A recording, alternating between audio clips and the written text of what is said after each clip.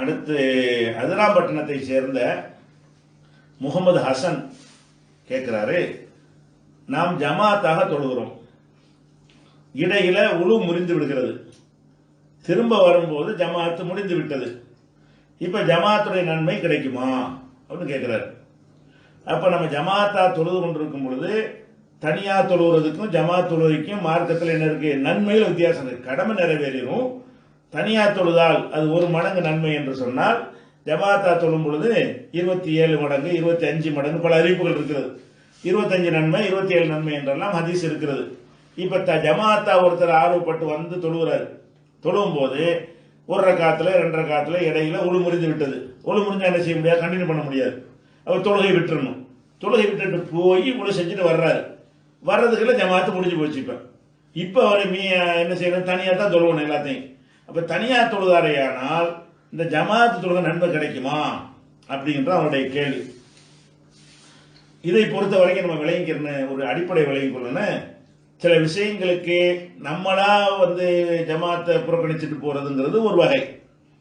அல்லாஹ் நமக்கு நம்ம ஜமாத்தெல்லாம் கலந்துட்டோம், அல்லாஹ் நமக்கு அதுல கலந்து கொள்ள முடியாத ஒரு நிலை ஏற்படுத்தினான்னு வைங்க, அவனே ஏற்படுத்தி விட்டு அவனே நமக்கு நன்மையை குறைப்பானா? நம்மளா போனோம், நம்ம ஜமாத் தொழுகைக்கு வந்துட்டோம், வந்து ஜமாத் தொழுகையில சேரவும் செஞ்சுட்டோம். அல்லாஹ்வா என்ன செய்யறான், நமக்கு ஒழு முறியக்கூடிய ஒரு விஷயத்தை அவன் தான் ஏற்படுத்துகிறான். இது நம்ம பிளான் பண்ணிக்கிட்ட ஜமாத்தை முறிக்கணும் என்று நினைத்து கொண்டு செய்த காரியம் இல்லை. அப்ப அல்லாஹ்வா நமக்கு ஒரு ஏற்படுத்தி இருக்கும் பொழுது அப்ப நம்ம என்ன செய்ய வேண்டும் என்று சொன்னால், அப்ப அல்லாஹ் சொன்னான்னு வந்துட்டோம்ல, இப்ப நம்ம வந்து ஒழு செஞ்சுட்டு வர்றோம், ஜமாத்து முடிஞ்சிருச்சு. ஜமாத்து முடிந்தால் கண்டினியூட்டி கிடைக்காது, புதுசாக தான் தொழுவணும். அப்ப புதுசாக நம்ம ஒன்னுலேருந்து ஆரம்பிச்சு தொழுகும் பொழுது நம்ம ஜமாத்தா அந்த தொழுகை தொழுவலன்னு சொல்லி கிடைக்காது போல நம்ம அறிவு சொல்லுது. ஆனால் அல்லாஹ்வுடைய வழிமுறை அது கிடையாதுங்க. அல்லாஹ்வுடைய வழிமுறை என்ன, நம்ம ஒரு நியத்தை கொண்டு அதில் ஆரம்பித்து விட்டு அல்லாஹ்வே நம்ம அதை செய்ய முடியாம ஆக்கி விட்டார் என்று சொன்னால் அதுக்கு வந்து குற்றம் பிடிக்க மாட்டான், அதுக்காக நம்ம கேள்வி கேட்க மாட்டான். இதுதான் அல்லாஹ்வுடைய ஒரு வழிமுறை. இந்த அல்லாஹ்வுடைய வழிமுறை நம்ம தெரிந்து கொள்வதாக இருந்தால், ஏன்னா அல்லாஹ் பொறுத்த வரைக்கும் என்னன்னா, நம்ம வெறும் செயலை மட்டும்தான் மனுஷன் பார்ப்பான். அல்லாஹ் எதை பார்ப்பான், கல்பை பார்க்குறான். அல்லாஹ் எதை பார்ப்பான்னு கேட்டால் செயலையும் பார்ப்பான். செயலை பார்க்கும் பொழுது அந்த அவன் நீயத்து என்ன என்பதையும் சேர்த்து அல்லாஹ் பார்க்குவான். அந்த அடிப்படையில் பார்க்கும் பொழுது ஆரம்ப காலத்தில் வந்து ரசூல் ஸல்லல்லாஹு அலைஹி வஸல்லம் மதீனாவுக்கு வந்த உடனே என்ன செஞ்சாங்கன்னா, பைத்துல் முகத்தஸை நோக்கி மக்காவில் இருக்கும்போது காபாவை நோக்கி தொழுதாங்க. ஹிஜ்ரத் பண்ணி வந்த உடனே யூதர்கள்லாம் வந்து பைத்துல் முகத்தஸை நோக்கி தொழுகிறதை பார்த்துவிட்டு, சரி அவங்களையும் இஸ்லாத்தின் பக்கம் ஈர்க்கணும் என்கிற ஒரு அடிப்படையில் அல்லாட்டிருந்து கட்டளை வராமல் என்ன செஞ்சாங்கன்னு கேட்டால் பைத்துல் முகத்தஸை நோக்கி தொழுதாங்க. பிறகு அல்லாட்டிருந்து என்ன செய்யுது, கட்டளை வருது, டைரக்டான கட்டளை வருது. என்ன வருது, நீங்கள் பைத்துல் முகத்தஸை நோக்கி தொழக்கூடாது, நீங்கள் காபாவை நோக்கி திரும்புங்க அப்படின்னு வருது. அப்போ 16-17 மாதங்கள் அப்படி பைத்துல் முகத்தஸை நோக்கி தொழுதுட்டு அப்புறம் காபாவை நோக்கி தொழுவக்கூடிய சட்டம் வந்து விட்டது. அப்போ சில சஹாபாக்களுக்கு வந்து என்ன வருதுன்னா, சந்தேகம் வருது. என்ன சந்தேகம் வருதுன்னா, நம்ம காபத்துல்லாவை நோக்கி இப்போ தொழுகிறோம், நமக்கு முந்தி இந்த 17 மாத காலத்தில் எவ்வளோ மூத்தா போயிருப்பாங்க, அவங்க தொழுகையெல்லாம் எதை நோக்கி தொழுதுருப்பாங்க, பைத்துல் முகத்தஸை நோக்கி தொழுதுருப்பாங்க. அப்போ பைத்துல் முகத்தஸை நோக்கி இப்போ காபாவை நோக்கி தான் தொழணும்னு சட்டம் வந்த பிறகு பைத்துல் முகத்தஸை நோக்கி தொழுதாங்களே, அதுக்கு குற்றமாகுமா? அதனால நமக்கு ஏதாவது அந்த முன்னோர்களுக்கு நன்மை இழப்பு ஏற்படுமா? இந்த இடைப்பட்ட காலத்தில் மரணித்தவர்களுக்கு அந்த தொழுகை நன்மை இல்லாமல் போயிருமா அப்படின்னு அவங்க வந்து ஒரு சந்தேகப்பட்டு இருக்கும் பொழுதுதான் அப்போ அல்லாஹ்ட்ட ஒரு வசனம் வருது. என்ன வருதுன்னு கேட்டால், ஒமா கான அல்லாஹு லியுலியா ஈமானக்கும், அல்லாஹ் வந்து உங்களுடைய நம்பிக்கையை பாழாக்க மாட்டான். நீங்க காபாவை நோக்கி தொழுவதற்கு பதிலாக பைத்துல் முகத்தஸை நோக்கி தொழுதார்கள்னு சொன்னா அவங்களாவ தொழுதாங்க, அதை மார்க்கம்னு சொல்லி தானே தொழுதாங்க. மார்க்கத்தில் உள்ளதை தொழுதார்கள். அப்ப அல்லாஹ் சட்டம் தரல. அல்லாவே சட்டம் தராம இருக்கும் பொழுது நீ எப்படி காபாவை நோக்கி தொழுன்னு நல்லா கேட்பானா? அல்லாவே பைத்துல் முகத்தஸை நோக்கி தொழுகிறதை விட்டுட்டு அதுக்கப்புறம் காபாவை நோக்கி திரும்ப சட்டம் வந்து அன்னையிலிருந்து நம்ம அமுல்படுத்த முடியும். அதுக்கு முந்தைய உள்ளது வந்து அவங்களா செஞ்ச ஒரு காரியம் இல்லை அப்படின்னு சொல்லிட்டு இதுக்கு நீ கவலைப்பட வேண்டியதில்லை.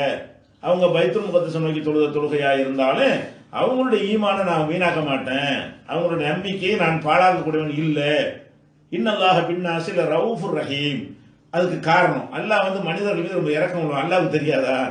இப்படிலாம் செஞ்சா இறக்கமற்ற ஒரு செயல்னு தெரியாதா அப்படின்னு சொல்லி காரணத்தோட அல்லாஹ் என்ன செய்யறான், 243வது வசனம் அப்பதான் இறங்குது. அப்ப 243வது வசனத்துல வந்து என்ன சொல்றான்னு கேட்டா, உங்களுடைய ஈமானை நம்பிக்கை எல்லாம் பாழாக்க மாட்டான் அப்படின்னு என்ன அர்த்தம், உங்க செயல் வந்து வேற மாதிரி இருந்தாலும் உங்க நம்பிக்கை இருக்குல்ல அதை வந்து அல்லாஹ் வீணாக்கிற மாட்டான் என்று வசனம் இறக்கி அது காரணத்தை எல்லாம் சொல்றான், இறக்கம் உள்ள வேண்டும். இப்ப என்ன செய்யணும்னு கேட்டா, இப்ப ஜமாத்துல நீங்க சேர்ந்தீங்க, ஒழு முறிஞ்சிருச்சு, முறிஞ்சிட்டு வர வந்து ஜமாத்து இல்லைன்னு சொல்றோம். இல்லைன்னு சொன்னா இறக்கம் உள்ளவனுடைய பதிலா இருக்குமா?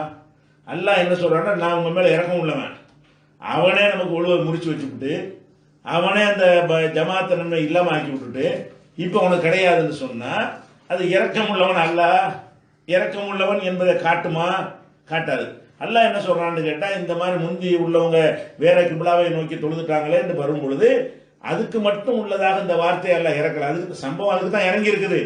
அதுக்கு அல்லாஹ் சொல்ற பதில், அல்லாஹ் சொல்ற வசனம் என்ன சொல்லுதுன்னு கேட்டா, உங்கள் மேல அல்லாஹ் இறக்கம் உள்ளவன், அன்பும் இறக்கமும் உள்ளவன்.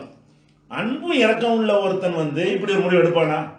அவனா ஒன்றை உங்களுக்கு ஏற்படுத்தி விட்டு அவனே ஒன்றை செய்ய சொல்லிவிட்டு அதெல்லாம் கிடையாது அப்படின்னு சொன்னா அது இப்படி வரேன் இப்படி அப்படி செய்ய மாட்டான் என்ற காரணத்தினால் நீங்க எப்ப ஜமாத்துல கலந்து விட்டீர்களோ உங்களுக்கு ஜமாத்துடைய நன்மை கிடைத்து விடும்.